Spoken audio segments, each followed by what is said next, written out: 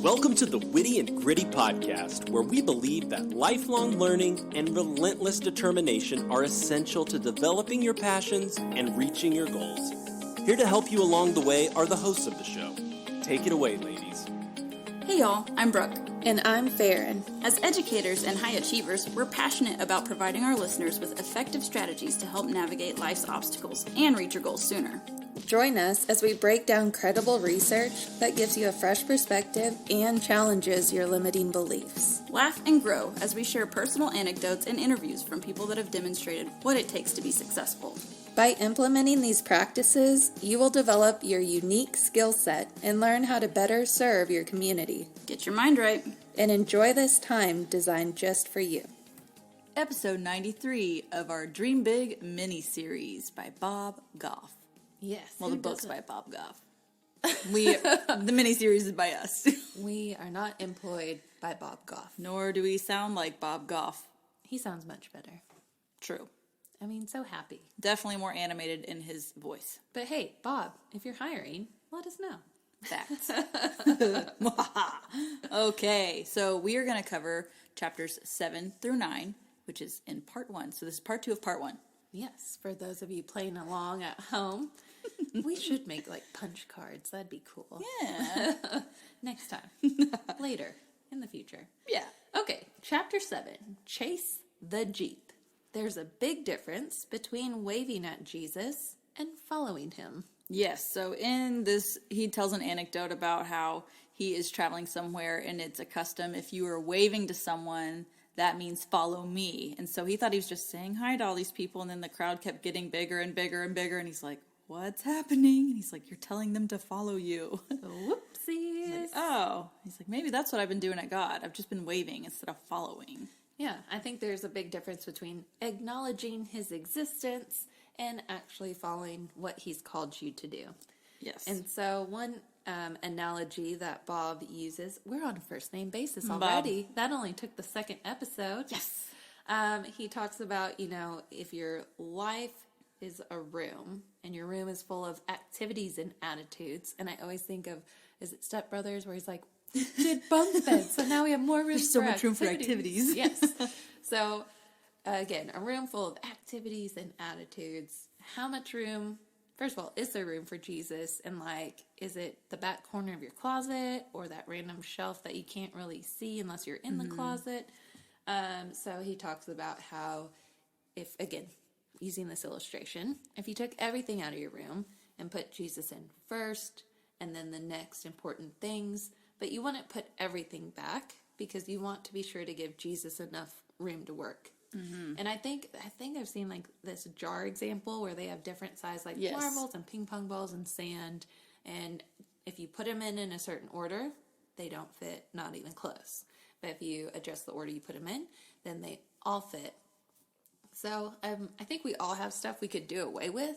But just because you're choosing Jesus does not mean you can't have anything else. I don't think God wants that for you, but there's definitely things that should be in that room, and you'll know what those things are by starting with Jesus. Right, and he makes it a very specific point that you don't compartmentalize your faith. You don't have just this Jesus box that I open on Sunday, or I open during when I listen to the DAB, or when I am reading the Bible recap, anything like that. God should be in all those pockets. Involve God in your marriage, involve God in your friendships, involve God in your kids' lives, involve God in whatever it is that you're doing. Yes, and so this intentional faith practice will help you stay clear on and focused on the road ahead, and that will also help you stare down your fears, knowing that He has your back and can handle anything that comes your way. I definitely can do kind of a self-check-in whenever I'm feeling super anxious and overwhelmed. I can correlate that with not as much time spent with God. Mm-hmm. And as soon as I start turning back to Him, I feel better, literally, instantly. Yes. Instantly. Whether it's turning on worship music, like you mentioned, listening to different daily audio Bible or the Bible recap. There's a lot of different ways to get God back in your mind. Even just texting a friend and asking her. Message us. To we'll pray write you for back. her. Yeah. For her to pray for me. Anywho, yeah. definitely. The Bible also talks about how they, as in non-Christians, will know us by how we act and how we love each other and one another. Not just other Christians, but loving all people. And that's, Bob Goff has a book called he has Love Does and Everybody Always, which is about loving everybody always, all of the time. It's a great book. Didn't you just come out with like a kid's version too? Yes, at the time of this recording, his daughter's book is out, and it's Everybody Always for kids. So definitely check that out. We will link it. Oh man, when we work in schools, I definitely think our kids could learn to love each other a little bit more. If you're also looking for another book that's Jesus-y and it helps kids know how to respond, you can check out episode 79.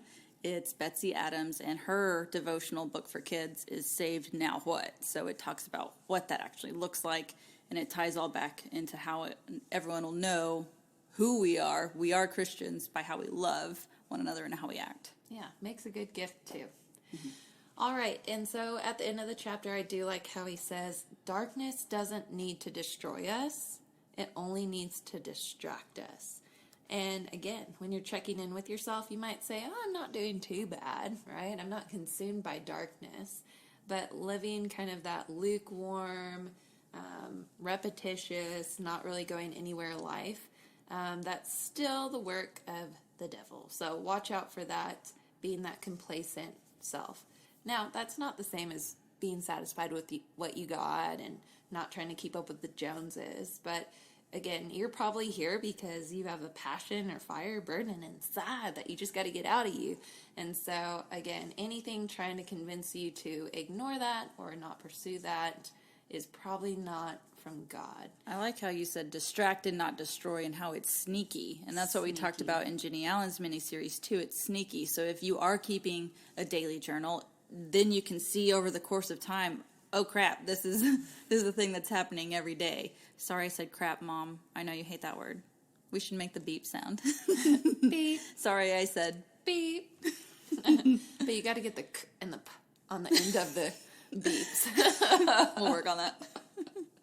Again, he says, if you want to get after your ambitions, don't take the bait. Because that's the thing about distractions, guys. Mm-hmm. Who doesn't want to just surf their phone and all the social media? Yeah, it's easy. Who doesn't want to eat the whole row of Oreos? Listen, or I the feel whole seen. can of Pringles. Man. Yeah, so don't take the bait. Bait is attractive. Don't take it. Mm-hmm. Okay, chapter 8. Getting to the new part. It doesn't matter who you were. God cares about who you are becoming. Yes, like we mentioned last episode, we are constantly renewed.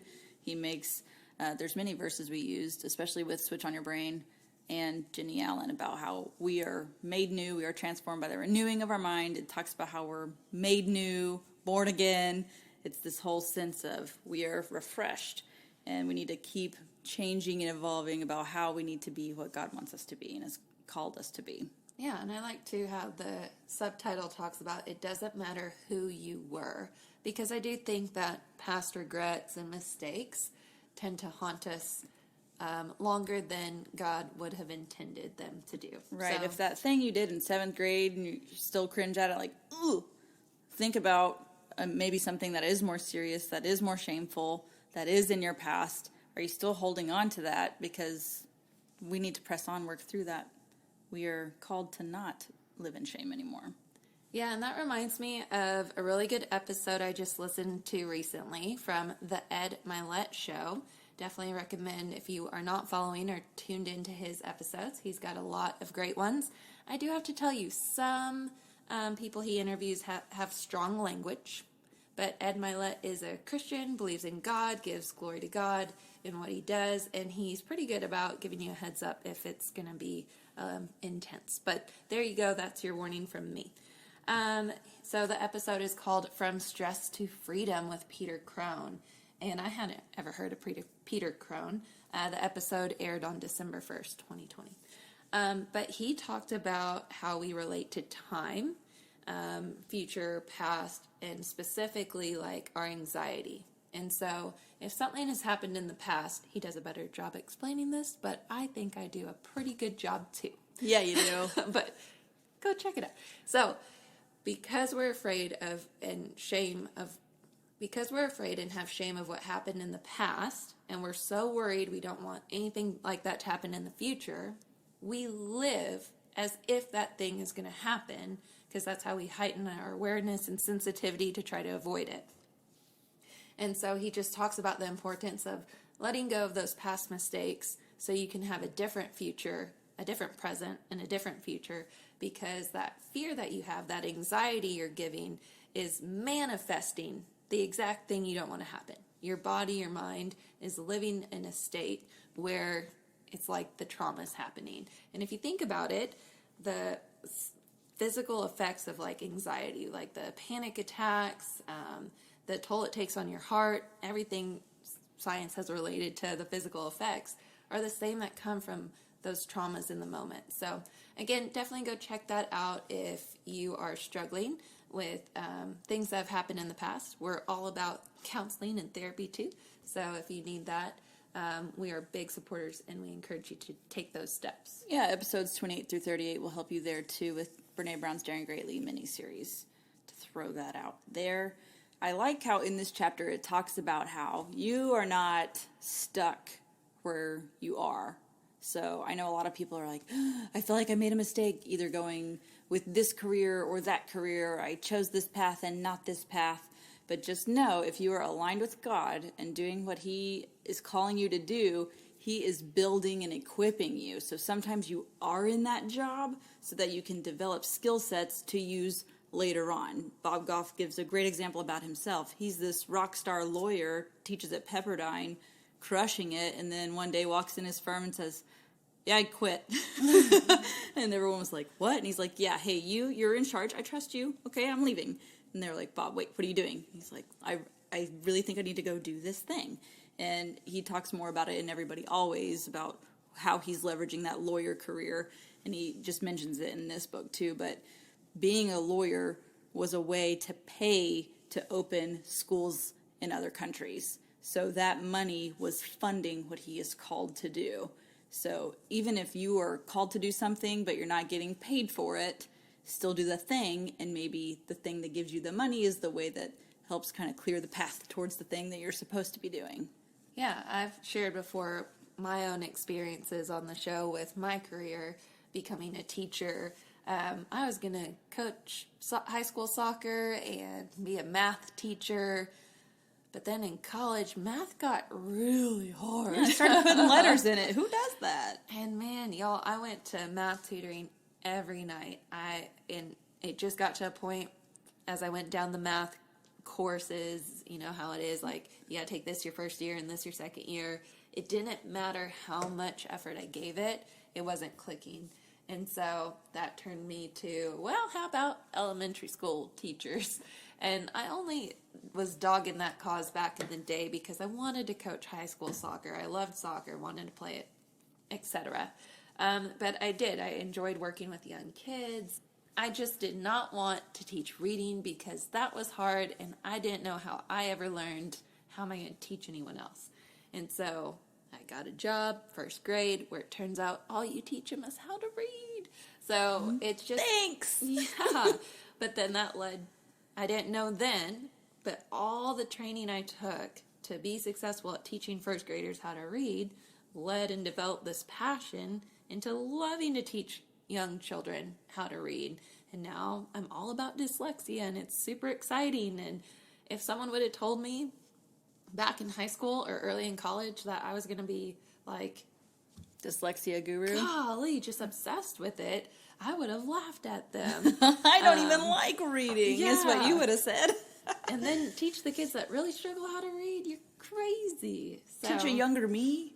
Cool. No way. But, I mean, that even goes back to, like, God even had you struggle with that. Yep. So that way you knew exactly how to teach it later on. Yeah, I don't think we always know why certain things happen, but it is neat to get the nod. When you can see some purpose. But you know what that takes? Stepping forward in faith even if you don't have much faith. Oh, for sure. Gotta take that action. Gotta keep moving forward. I might be misremembering, but when you got hired on, that wasn't even what you were going to teach, right? Well, they're like either first grade reading or third grade math. And I said, Great. I would like third grade math. They said, we'll let you know. Called me back 2 days later. Which is code for... we decided you're going to teach first grade.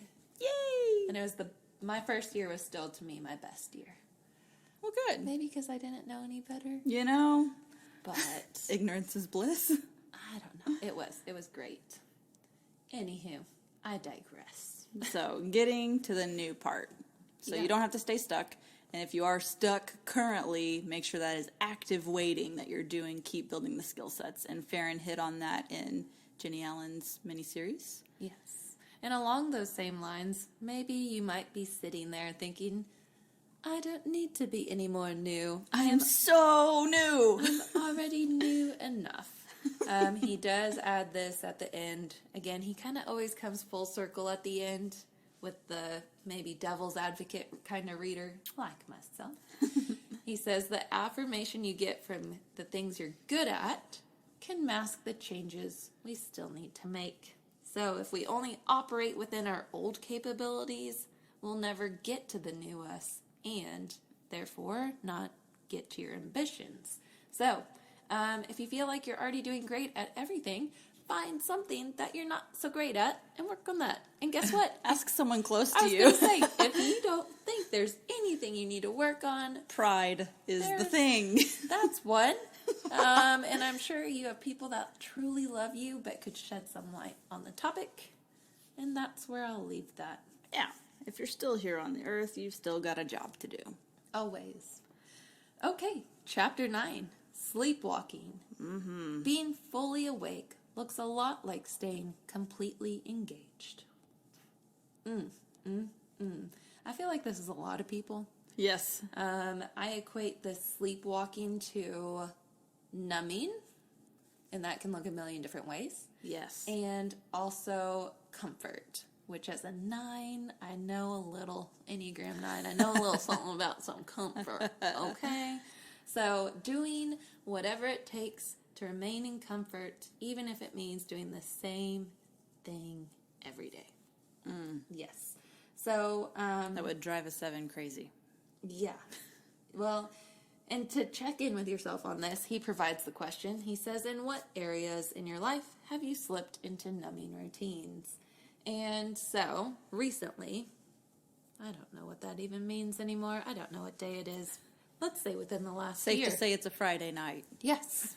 Within the last year, oh my gosh, I don't know, I might be the only mom like this, but the bedtime routine drives me bonkers. Bonkers. I don't know why, but it does. It's the fight, it's time, and it's not really even a fight, it's just that I'm exhausted. But everybody's tired. Oh, like I don't want to hear that. Like, I've been counting down to 8 p.m. all day. It is time for bed. Mama needs some sleep. Yes, and then it's I gotta brush my teeth. I need to go potty. I need one more water bottle. I want one more book. I want more. And oh my gosh, I just would hate the bedtime routine. But I also had this other thing going on with some mom guilt, right? Like, we're so busy. I don't get to spend quality time, all this kind of stuff. And I don't remember where I heard this. But so far, it's proven to be true. So I did not make it up. But I mean, I'll share it. And if you remember that I said it, that's cool. That somebody said, when you are interacting with your kids, it's like the first 5 minutes and the last 5 minutes that are like the most important. So I have noticed that, like, if we have a bad day at dinner, somebody something, who knows, we forgot we had homework, now we're doing that late, whatever. If I can make the last 5 minutes of the night quality, they do. Their whole mood shifts. They're going to bed in a good mood. I'm going to bed in a usually honest, good mood. Sometimes it's just a good smile on my face, and I'll be happy when I'm in my bed. But I've definitely seen a shift in, like, just the room energy, the tension in the room, their own spirit. So that's how I've shifted my mind. I don't enjoy the bedtime routine, but now I'm looking at it as my opportunity. I might not have got to spend time with them at home when we got home, making dinner, doing my own schoolwork, run into basketball, all the things. But man, I can make the 5 minutes before bed awesome. And so this whole being completely engaged, being intentional with that time. And so, one, I don't dread it as much because I look at that time of day as an opportunity. And two, it's helping with some mom guilt. Like then I'd put them to bed and I'd feel bad that I was in a bad mood right before I put them to bed before another busy day. And then three, they have responded to it like, awesome, which is all I want. So, anywho, definitely check into some routines. What's stressing you out? What's sucking the life out of you? What are you going through numbly that you can, make a shift on? Right. Bob Goff talks about how you need to be ready to step into that opportunity. So when you do recognize, oh man, scrolling through Facebook the last 30 minutes before I go to bed isn't as productive as reading a devotional or praying until I fall asleep or whatever it is that you feel like doing, that's going to help put you in the upward trajectory. And he also talks about how it's going to get uncomfortable, and that's okay. But Farron, I love how you said the one tweak you needed to do was have a mindset shift around it. All you did was just change your perspective, and now those 5 minutes, y'all are thriving, as opposed to just treading water, sort of also sinking under the water. So all that took was just a mindset shift, and that's a choice that you make every day. And not every day you're going to want to do it, but back to your philosophy of what would a quote, good mom do, or what's going to make my mom guilt go away? Okay, it's going to make sure these last 5 minutes are key to our time together. Yes. And I don't know. I feel like I have to say this. It's not really a good segue. But to go back. And the first 5 minutes. So usually my kids, they walk down to my classroom after school, and I'm always working. Always. I'm always in the middle of something really important when they walk in. But if I will stop and give them all my attention for, again, about the first 5 minutes, it interrupts what I'm doing, but it's one interruption. And I have some control because I'm choosing to interrupt myself. But if I give them 5 minutes of my attention when they first walk in, they happily entertain themselves the rest of the time. If I don't give them that first 5 minutes, they spend a long time trying to get that attention, and my response is, no, I'm working, not now, later, stop, now you're upsetting me because you're not making me be able to what's focus. Happening psychologically to the kid is saying, you're not as important as this thing that I'm paying attention to. Exactly. So, and that is really hard to undo. So if you can catch it on the front end, like you were saying, Farron, mom life is stop-start everything. It is. I'll walk and put something in the laundry room, and then I'll walk by a toy to go put it up, and then I'll walk by a dish and have to go put it up, and then I forgot to start the washing machine, and now what? So if you can start with one task or focus on that one thing, there are fewer interruptions, but also you just maximized your time and made others feel seen. Yep. So, just a side mom recommendation. So if you need more like direction on how to engage, he did list out quite a few things. He said, engage with the people around you with love, honesty, and an unreasonable amount of expectation. And I love this concept of living in constant anticipation. And I think the way he uses that word, because I was like, okay, constant anticipation, like you're going to win the lottery, like their publisher's clearinghouse is going to show up at your door. And to me, the way that translated in my mind is that you're looking for opportunities. Yes. And something to be thankful for, something to be excited about. And how many opportunities are passing you by, or you're passing by because you're just got the blinders on, you're doing the same routine every day, not venturing for a plethora of reasons. So again, engaging could just be that constant anticipation, that constant looking for opportunities, which will lead to progress. Bob talks about identifying it and taking action. So what is keeping you stuck? What are your stressors, your time wasters? What do you need to switch up and shake up? And he talks about ways to do this. He says you can get still with God. You can pray. You can meditate. You can journal. You can rest. You need to get energy somehow. If working out helps you do that, if moving your body does that, do it. If eating healthy does that for you, do it. hopefully we're tapping into all those things of rest, eat healthy, move, and journaling, praying, talking to God. That's all going to be great. And it helps when you tune in to your body and know what it looks like when you're tired. Or same thing with hangry. What does it look like when you're really hungry or really thirsty? So make sure you recognize that. That way you can see that coming on and taking care of that. Yeah, and just to reiterate what you're saying, because we both have hardworking men. We do. So I like the part where it said, people who refuse to rest eventually run out of steam. The reason for their failure is simple. They're winded. They're burnt out.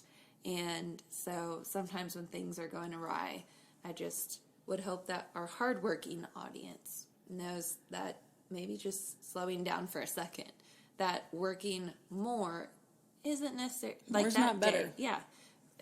Quality over quantity. Yeah. Okay. Well, that wraps up episode 93. That happened pretty quickly, I feel. It did, but we gave our audience a lot to go back and work on and Yes. think about and journal about. That's good. Okay, so this is wrapping up episode 93 of Dream Big, our mini-series featuring Bob Goff's book, and that was specifically chapters 7 through 9. All right, see you back here for part 3 of part 1. Part 3, part 1. Bye. We help busy Christian women get the growth they want by giving them the tools they need in order to have happier, healthier lives. We love providing our Christian-based personal growth podcast to our listeners at no cost. If you are enjoying the content, please consider supporting our mission by donating to our Patreon. We're a small team creating the show for our community by researching, recording, and producing the episodes ourselves. Any amount is greatly appreciated. Your support will help offset the cost of making and hosting the show. As a thank you, you can receive exclusive access. For more details on specific membership tiers, visit our Patreon page. Go to patreon.com/witty and gritty. We've included the link in the show notes.